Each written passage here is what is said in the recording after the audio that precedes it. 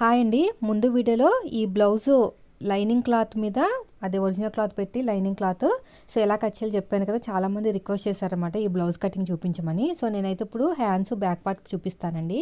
So video అనేది ఎక్కువైపోతే next వీడియోలో front part చూపిస్తాను. సో ఇది వచ్చేసి మనకి నెట్ క్లాత్ అనమాట. దీని లోపల ఇలాగా మనకి టిష్యూ టైప్లో ఉంటుంది. ఇది వచ్చేసి మనం ఎక్కువగా నేనైతే పైపింగ్ కోసం వాడతాను. సో ఈ క్లాత్ని తెచ్చుకున్నారన్నమాట లోపల వేసుకుంటానికి. ఆ తర్వాత వచ్చేసి లైనింగ్ క్లాత్ మొత్తానికి 3 లేయర్లు ఉంటాయి. సో ఇప్పుడు వచ్చేసి మనకి ఇది వచ్చేసి హ్యాండ్ కటింగ్ చేస్తున్నాను. 1 మీటర్ లైనింగ్ క్లాత్ తీసుకుని తడిపి ఆరబెట్టుకుని ఐరన్ చేసుకున్నాను. 4 ఫోల్డింగ్ చేసేసుకున్నానండి. చేసుకున్న తర్వాత ఇలా ఎల్ స్కేల్ తీసుకుని ఇలా నీట్గా మార్కింగ్ వేసుకోండి. ఒక పావు ఇంచ్ అనేది ఎక్స్ట్రా తీసుకోండి సరిపోతుంది. 4 లేయర్స్ టచ్ అయిన చోట ఇలా కట్ చేసుకోవాలన్నమాట. లేకపోతే హెచ్చు తగులు వచ్చినాయి అంటే కరెక్ట్గా రాదు. చూడండి. సో ఇది అయిపోయిన తర్వాత మనం తీసుకున్న ఆది బ్లౌజ్ ఉంటుంది కదా, హ్యాండ్ హైట్ కింద ఖర్చులు వదిలేసి పైన ఖర్చులతో కలిపి చూసుకోవాలి. కొంచెం హ్యాండ్ హైట్ అనేది తగ్గించమన్నారు, అందుకని కొంచెం తగ్గించాను నేను. ఇలా కొంచెం తగ్గించేసుకుని షోల్డర్ దగ్గర ఒక మార్కింగ్ ఎక్స్ట్రా ఖర్చు కోసం ఒక పావు ఇంచు తీసుకుంటే సరిపోతుంది. ఇలా ఎల్ స్కేల్ తీసుకొని ఇలా నీట్గా మార్కింగ్ వేసేసుకోండి. వేసుకున్న తర్వాత ఇలా నీట్గా కనిపిస్తుంది కదా. ఇది వచ్చేసి ఆర్మ్ లూజ్ ఎంత ఉందో ఒకసారి అయితే చెక్ చేసుకుందాము. ఆర్మ్ లూజ్ చెక్ చేసుకుంటే మనకి చంక డౌన్ అనేది ఈజీగా తీసుకోవచ్చు. అయితే మనకి ఆర్మ్ లూజ్ అనేది బ్యాక్ పార్ట్ నుంచి మాత్రమే తీసుకోవాలండి, ఫ్రంట్ పార్ట్ నుంచి తీసుకోకూడదు. పైన షోల్డర్ కుట్టు దగ్గరించి సైడ్ జాయింట్ ఫస్ట్ కుట్టు వరకు నాకు దగ్గర 6.2 దాకా వచ్చింది. అంటే 6వ నెంబర్ ఆర్మ్ లూజ్ అనమాట. 6వ నెంబర్తో వస్తే మనం ఖచ్చితంగా పావుతో ఒక 3 తీసుకోవాలి. 7వ నెంబర్ వస్తే 3 ఇంచులు, 8వ నెంబర్ వస్తే 3.5, 9వ నెంబర్ వస్తే 3.5. సో నేనైతే పావుతో ఒక 3 తీసుకుని ఇలా క్రాస్గా 6 మీద 2 గీతలు అంటే 6.5కి మార్కింగ్ వేశాను. ఇలా స్ట్రైట్గా చూసేసుకుని చూడండి, వీడియో స్కిప్ చేయకుండా చూడండి. ఇలా స్ట్రైట్గా చూసుకుని దీంట్లో సగానికి ఫోల్డ్ చేసుకుని ఇక్కడ ఒక మార్కింగ్ వేయండి. మార్కింగ్ వేసిన తర్వాత మనం స్కేల్ తీసేసుకుని ఒక స్ట్రైట్గా ఒక లైన్ వేసుకుంటే సరిపోతుంది. సో మనం ఎలాగైతే హ్యాండ్స్ కట్ చేస్తామో మన మెథడ్లో అలాగే కట్ చేసుకోవాలి. కరెక్ట్గా వచ్చేస్తుంది ఫిట్టింగ్ అనేది. ఎక్కడా కూడా మనకి ముడతలు అనేవి రావన్నమాట. చూడండి, నేను దగ్గర నుంచి చూపిస్తాను. దగ్గర నుంచి చూపిస్తే మీకు ఇంకా ఈజీగా అర్థమవుతుంది.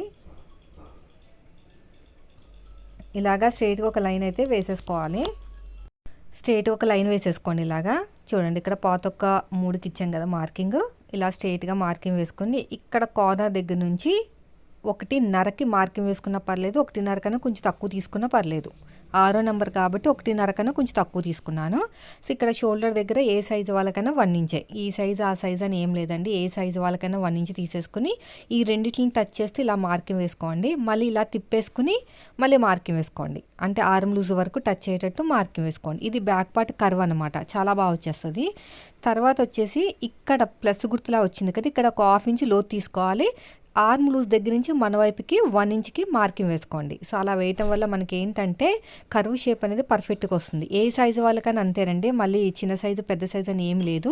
ఏ సైజు వాళ్ళకైనా 1/2 ఇంచు, చంక దగ్గర నుంచి అంటే ఆర్మ్ లూజ్ దగ్గర నుంచి మనకి 1 ఇంచ్ అనమాట. సో అలా తీసుకుంటే మనకి ఐబ్రో షేప్ అనేది వచ్చింది చూసారా, అలా వస్తుంది అనమాట ఐబ్రో షేప్ అనేది. ఓకేనా, అలా వస్తేనే మనకి ముడతలు రావు. హ్యాండ్ లూజ్ ఎంత వచ్చిందో చెక్ చేసుకోండి. చెక్ చేసుకున్న తర్వాత ఇలా క్రాస్గా మార్కింగ్ వేసుకుని ఎక్స్ట్రా ఖర్చు కోసం 2 ఇంచులు ఇలా స్ట్రైట్గా వెళ్ళాలి. డౌన్గా వెళ్తే మనకి చంక దగ్గర లాగేసినట్టు ఉంటుంది అనమాట. అదొక విషయాన్ని మీరు బాగా గుర్తుపెట్టుకోండి. ఇప్పుడు ఎలాగైతే మార్కింగ్ వేసామో సేమ్ అదే విధంగా కటింగ్ చేసుకుంటూ వెళ్ళిపోండి. ఇలాగా ఎక్స్ట్రా ఖర్చు కోసం 2 ఇంచులు. మిడిలో ఒక చిన్న టక్ ఇచ్చేసేయండి. ఇక్కడ ఒక చిన్న టక్ ఇచ్చేసుకుని ఇక్కడ కూడా మనకి కెమెరా సెట్ అవ్వట్లేదు సరిగ్గా, ఇక్కడ కూడా అంతే.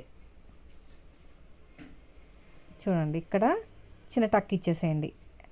హ్యాండ్ లూజ్ దగ్గర మనం టక్ ఇవ్వకపోయినా పర్లేదు, కానీ ఆర్మ్ లూజ్ దగ్గర ఒక చిన్న టక్ ఇచ్చేసుకుని మిడిల్లో ఒక చిన్న టక్ ఇచ్చుకొని 2 లేయర్స్ని తీసేసుకోండి. ఎందుకంటే మనకి లెఫ్ట్ రైట్ ఫ్రంట్ పార్ట్లు ఉంటాయి కదా, దానికోసం అనమాట, ఫ్రంట్ లోతు కోసం. చూసారా ఎంత బాగా వచ్చేసిందో. ఇలా రావాలండి, ఇలా వచ్చిందంటే మనకి పర్ఫెక్ట్గా వచ్చినట్టే. చూసారా. సో ఇదండి హ్యాండ్ కటింగ్. నెక్స్ట్ వీడియోలో నేను బ్యాక్ పార్ట్ కటింగ్ చూపిస్తాను. వీడియో నచ్చితే లైక్ చేయండి. Thank you for watching.